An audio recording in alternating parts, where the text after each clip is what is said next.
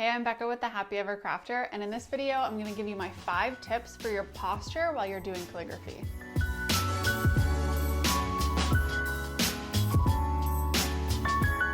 Okay, first of all, before we get into this, I want to preface this by saying that I am not a traditionalist when it comes to the rules of calligraphy.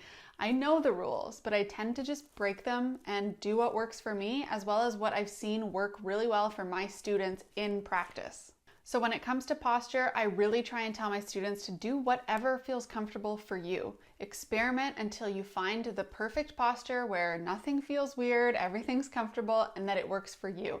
But I know a lot of beginners want to understand posture before they even start, and they don't know what to experiment with. So I'm going to give you my 5 tips that are pretty tried and true for all calligraphers. The first tip is to adjust the height of your desk and your chair. You want to be sitting at a height where if you bend your elbow and you sit up straight, your elbow should be just grazing the edge of the table. So if your elbow's banging or if it's nowhere near the table, you should adjust either the height of your chair or maybe even the height of your table itself.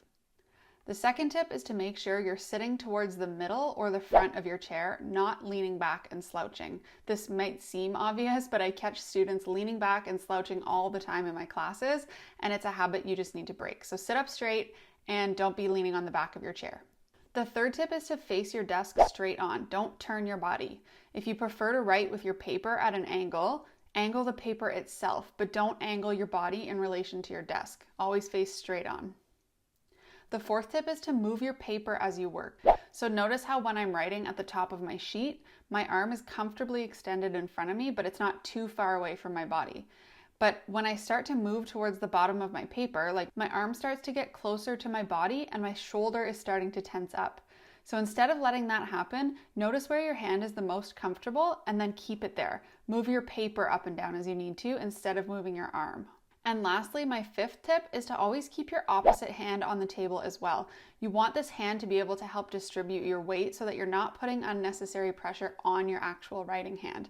That hand should be loose and light on the table. So if you have weight leaning on your hands at all, try to keep it in your non-dominant writing hand.